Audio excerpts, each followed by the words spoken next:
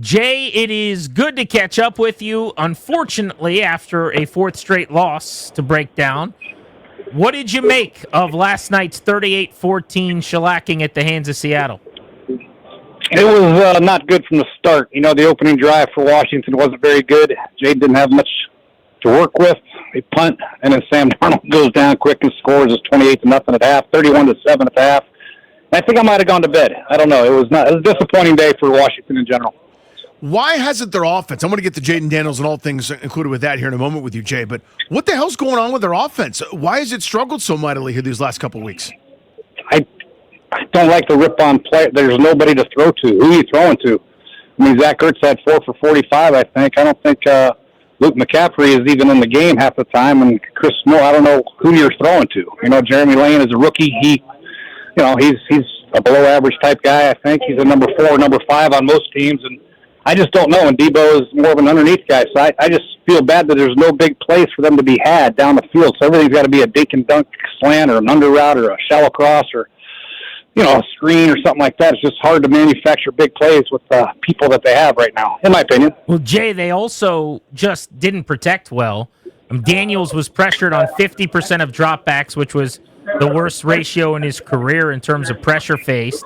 And on top of that, it seems to me like you mentioned the lack of kind of open receivers or what have you.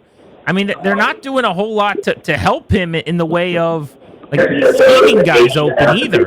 If he wasn't running the ball, they didn't have anything going on offense last night. Yeah, if Jayden was a quarterback, they probably would have had, 1 or 2 first downs at the end of the half. It's just very hard, tough sled. Scheming guys open is kind of difficult when they're not very scared of you. They could play man-to-man. They could do whatever. They could change coverage. They can rush 4, get after you. They rush 3, get after you. They rush 6, get after you. And you really don't have an answer. It's just hard sometimes. I've been in a situation like that where you're like, calling up to the booth, what the hell can we call for God's sakes? We can't protect. We can't get anybody open down the field. So it's difficult. And I kind of feel for Cliff and obviously the offense. So what's the answer? Is it more speed? Is it more weapons? Is it just getting to the offseason to add more pieces? Like, how do you fix what you're saying is the problem?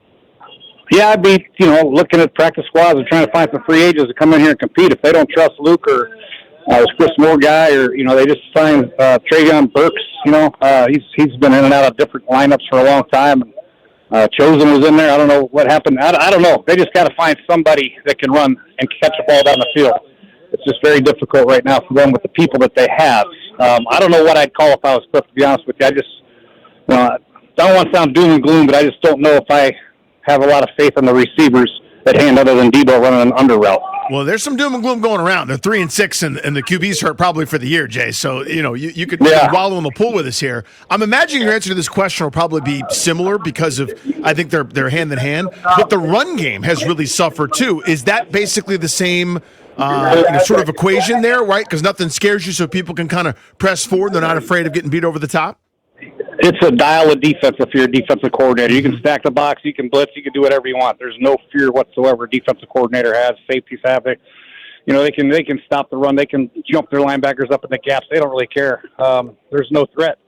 So, I don't know. I just think it's just a shame because last year they were pretty explosive. I know that De'Ami Brown isn't a huge, great player, and Zacchaeus isn't a great player. Those two guys made a lot of plays for him down the field, and obviously losing Terry hurt. But losing those guys, I think, hurt a lot. Jay Gruden with us on Grant and Danny here on The Fan. When I watch ball all day long on Sunday, most of the explosives and the big stuff in the passing game in this league comes off of play action. It comes off of sometimes bootlegs and moving pockets and often from under center. But, not just your traditional drop back passing game. It seems like it's really hard in the NFL right now to just live in that drop back game without any kind of deception. Look at Kubiak in Seattle and Darnold. I mean, everything's out of heavy personnel groupings and basically getting the defense moving and hitting them the other way. Should Cliff incorporate some of that? I mean, they don't really have any of that in this offense, and I know last year it worked great without it, but something's not right anymore. Yeah, I think a lot of the big plays are hit on first down. In order to hit the big plays on first down, you got to maintain drives. That means you have to convert some third downs to get another first down, and that hasn't happened either. But you're exactly right. I think lining up some heavy personnel, and then doing some heavy, hard play action, you get some people down the field. And that's, I think, 25 or 30% of the success rate on first down are big plays because of the play action and because of the threat of the run under center. A lot of people are crying for under center plays, and that really does help when you're under center on first down and the threat of a power, a duo, or a weak side counter or something like that. Then you pull it out and you're running a bootleg and high crosses and low crosses and double moves. So, yeah, I would love to see them incorporate some of that. Jay Gruden with us here on G&D. All right, let's get to it. Do you have a problem with Jayden Daniels being in the game when they're down 31 and he's been under assault the entire evening? Yeah, I hate to. Yeah, a little bit. Yeah, I think the game was over. They already punted once before, kind of threw out the white flag, and unfortunately, he was in there. I wish we would have just handed the damn ball off. The end rushed up the field. I don't know why he kept it in the first place, damn it. And I don't know why Cliff gave an opportunity to have a read type play. That's the only thing that bothers me about it. If you're going to put him in there, call plays where he has to hand the ball off and you don't have a read for him. I know that's his game and that's his strength, but in that situation in the red zone, surely they could run an inside zone and just hand the damn thing off. But I don't want to beat a horse while it's down, but damn, it's unfortunate because he's such a dynamic player. So to that point, that was going to be my question. What was the worst coaching decision if you're judging? Having him out there, because I have not killed them today. That drive started with over 12 minutes to play. So it's not like it was 3 minutes left. I mean, that's basically the fourth quarter, right? Having him out there or the play call itself was kind of what I've taken issue with. Yeah, exactly right. I think that's more so the point. And Jayden's such a competitor. You can't tell Jayden, if you're going to give him an option to read the play, just hand it off no matter what. I mean, he's a competitor. He's going to try to make a play. That's just how he's built.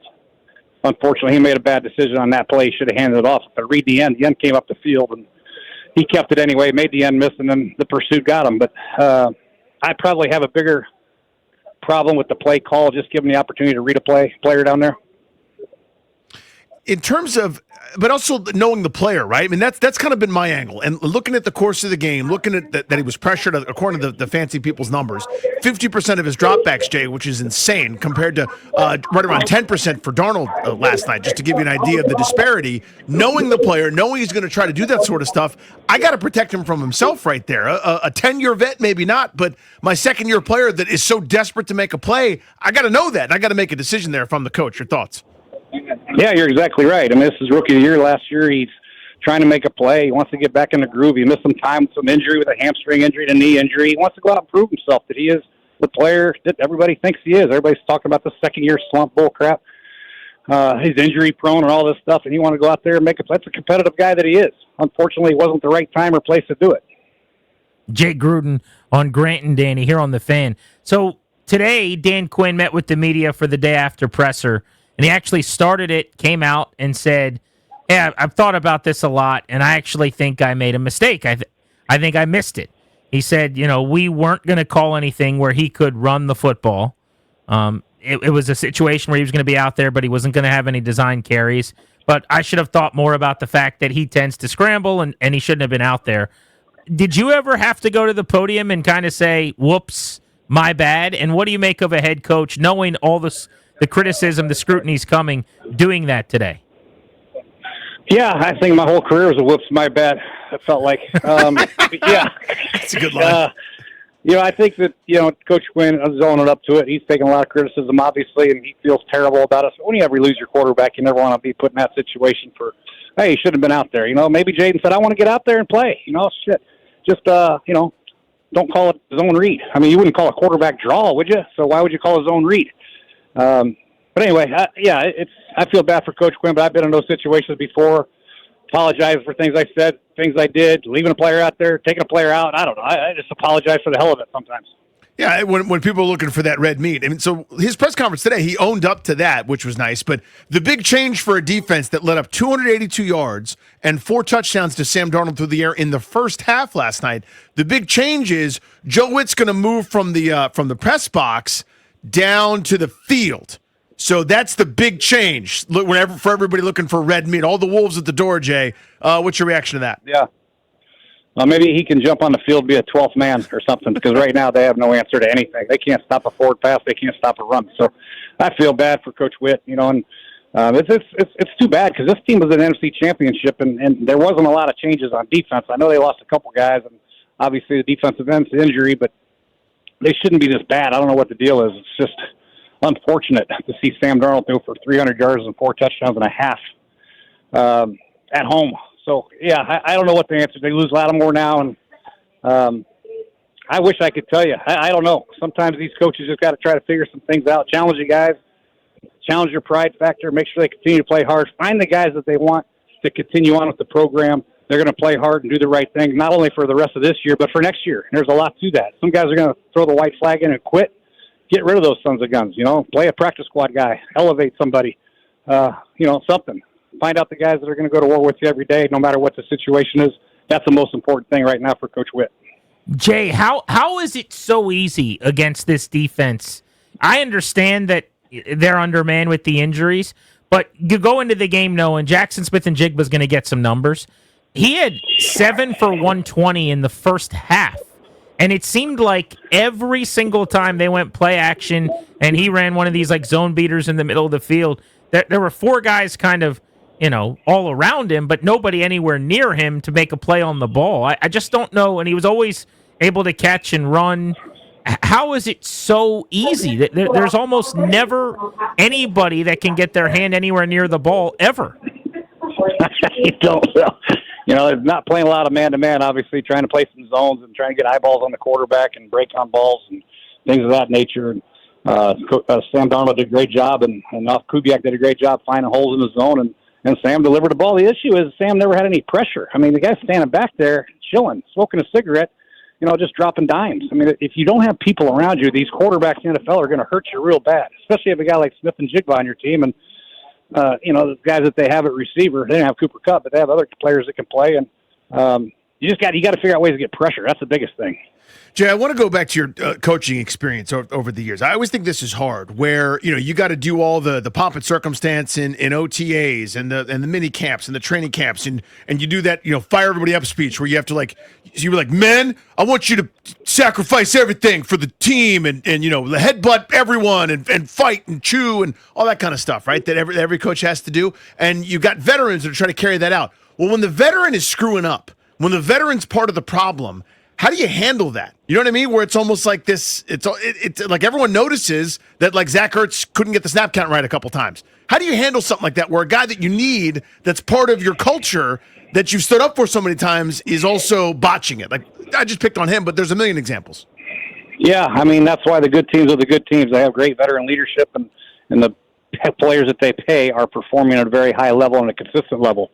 And when you're veteran guys and the guys you're counting on are not doing that, then you're going to have major problems with your team. Somebody's got to step up. There's no youth right now stepping up on offense. The rookie running back, he's kind of gone to the wayside. Went to Rodriguez last night, which he had some good hits. But, you just got to continue to stay with the ship and stay positive and try to get on these guys and let them understand there's still half a season left or 8 games left, whatever it is. And it ain't going to get any easier. So they got to just come to work, put their mouthpiece in at practice and start hitting and trying to sacrifice and get better and try to dig themselves out of the hole. Jay, do you remember a situation, you guys struggling, a lot of injuries, whatever, where you kind of knew this is not going to end well? Like the upcoming game or this stretch or whatever. You've got the Lions coming in here next, and Dan Campbell and them, they're furious still from the postseason, and that's one of those teams that holds grudges and tries to score as much as they can. I just wonder, it's 3 straight losses of 21 or more. Hasn't happened in the league in 5 years. Hasn't happened for the Washington organization in 21 years. Like, what is that like in the building as you kind of are riding it out? Yeah, I think they have enough good players to still perform pretty well. Marcus has won some games at quarterback. You know what I mean? Cliff has got to do a good job of doing some unique ways to try to get some big plays somehow. You look at Ben Johnson yesterday, he had 4 or 5 trick plays that manufactured some big plays. So I'm not saying turn into Ben Johnson and call a trick play every other play, but something has to give. You got to try to figure out, give the team a spark somewhere, somehow. Somebody's got to step up and do it. I don't think it's a woe is me, we're going to get our ass kicked every week. They still have some good players on their football team. They just got to come out and play and start fast and get some energy going and some positivity going. If they start early in the first quarter against Detroit, and it's 14-0. It's going to be 72-3. So they just got to start fast and figure out ways to get their best players the ball and compete. The NFL trade deadline is tomorrow at 4 p.m. Eastern. what would you advise them to do? Everybody says, "Oh, sell, trade a bunch of pieces." It's not like you get a lot back. But what's your mindset on that? Well, who are you going to trade? First of all, I mean, I don't know who you trade. Who's going to get the best draft pick for you? I don't know who that is. I'm just making something up here. Yeah. Like No, Deron Payne. I think Would you dangle Deron Payne for a draft pick? Yeah, if it was a decent draft pick, I probably would. Right now, I don't feel the inside presence of Payne and Kinlaw like I thought I would before the season started. And I don't know if it's because, they're not getting any pressure on the outside either, so there's really no threat there. Not many five-man rushes, but that would be a possibility, sure. Him or Kinlaw or something like that. But, I don't want to go fire sale right now. There's still a bunch of time left. I know quarterback's out. Lattimore's out. Things aren't looking good.